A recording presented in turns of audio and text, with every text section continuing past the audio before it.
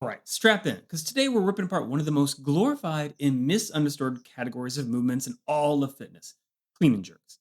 That's right, power cleans, squat cleans, hang cleans, push jerks, split jerks, squat jerks.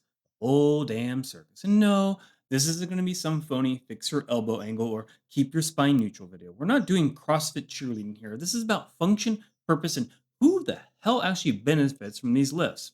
So we're going to dissect why each lift exists, what physiological and neurological system challenges, and how it translates to actual human capability. And yes, I'm probably going to sprinkle in a little bit of science to make your PhD cousin non awkwardly while you hit a PR. Let's go. The power clean. The function of this thing is a full body explosive development. Think of it like the Swiss Army knife of athleticism. You have triple extension, fast twitch fiber recruitment, neurological efficiency, and a little bit of ego inflation. People that benefit from this most are athletes requiring explosive lower to upper chain power, your sprinters, your football players, your mixed martial artists, and then anyone who wants to feel like a human cannibal for about 1 to 3 seconds at a time. The pros of this thing are you have an insane triple extension practice from ankle, knee, and hip, and this translates directly to vertical jump and sprint power.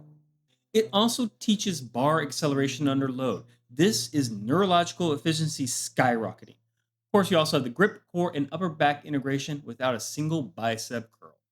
But with all lifts, there are some cons behind this. There is a technical demand.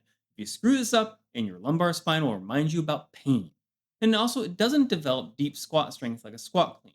And there's a small window of adaptation. Once your CNS is fried, the benefit of this thing will plateau very fast. You train this movement if you want explosive power without having to wear a helmet and pads. Think of it, I need to move fast and heavy things like a human grenade. Next up, your squat clean. The function on this one is that power plus full depth mobility plus loaded eccentric strength. It's like the power clean went to grad school and majored in human durability. The people who are going to benefit from this one is Olympic lifters, obviously, weightlifters, and anyone looking to load vertical force absorption. Listen to that again: vertical force absorption. We're going to get into it in a moment.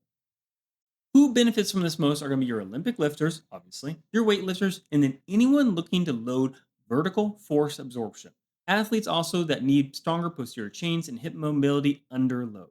So the pros on this is that it will build your quad, your glute, and your spinal erector strength under real load. You also have eccentric absorption is going to be off the charts. This is great for deceleration training.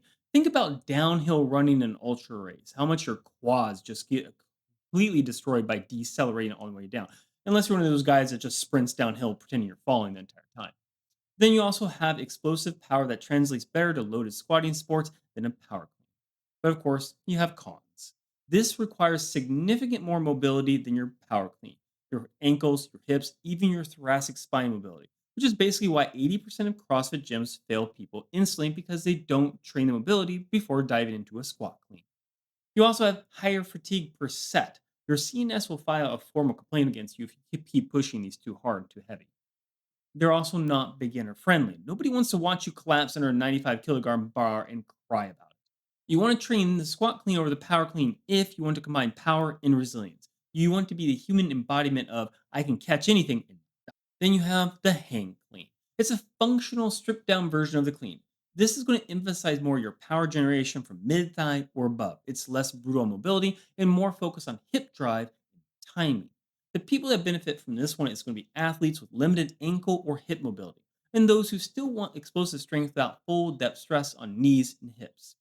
The pros on this one versus the other one is you have cleaner neurological patterning, perfect for teaching the hip snap, less fatigue per set. You means you can do more volume, and it builds your upper back strength, traps, and grip very efficiently. The cons are less eccentric absorption. You can't catch heavy loads deep without this. And also, it doesn't teach the same squat depth and flexibility as a full squat clean. You want to train this movement over the other ones if you want power without paying the mobility tax. Also, great for sneaky, explosive strength gains between other lifts. Now, we're going to be diving into the jerks. Basically, moving the barbell overhead without looking dumb. Jerks are the ultimate strength meets chaos test. If your cleans are about generating force, jerks are about transmitting it through space in the fastest possible way without breaking your shoulders. First up is the push jerk, the full body transfer. Slightly forgiving, still a little bit brutal. Think of it as the clean's witty cousin who lifts like a physicist. People that benefit from this one are going to be your CrossFit athletes, functional strength enthusiasts, and anyone training for load bearing explosiveness.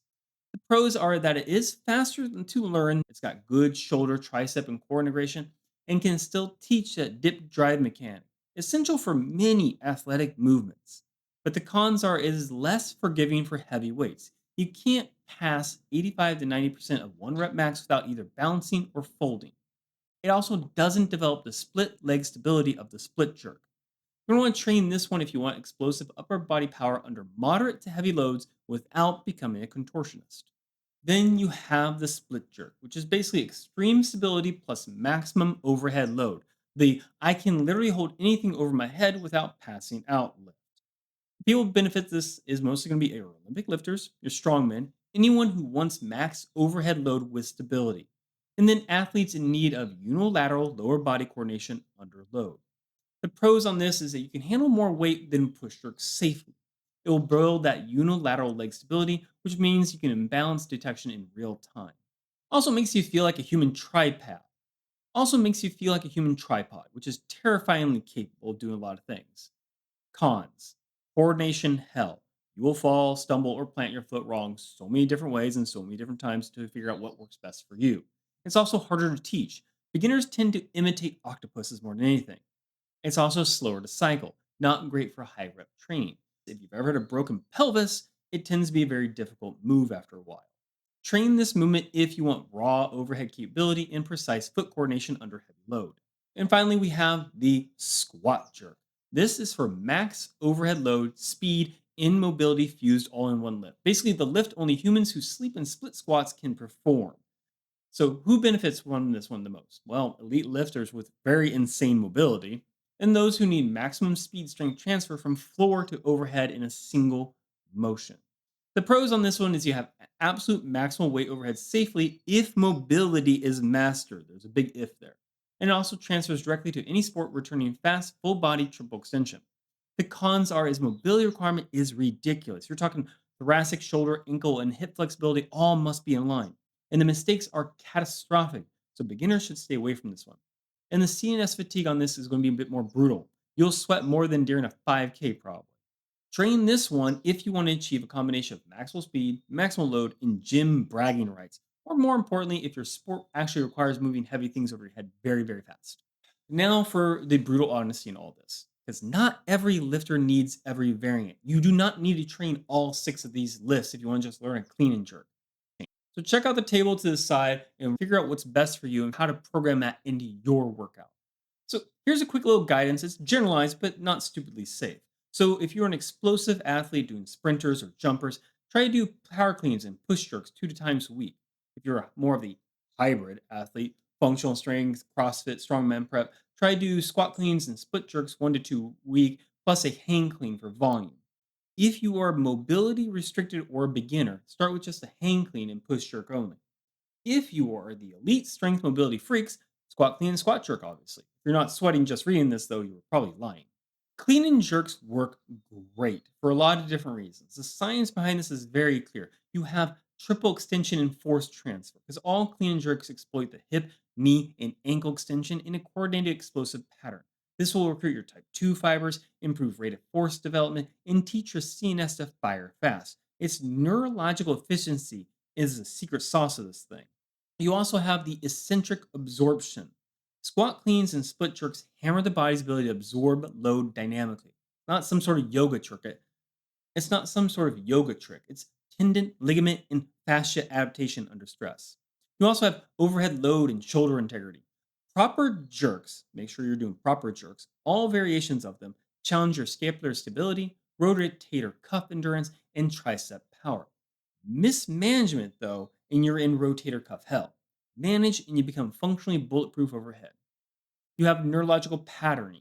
Hang cleans are perfect for training that hip snap without full depth stress. It's like teaching your CNS to accelerate barbell load without bankruptcy and mobility. And of course, unilateral stability.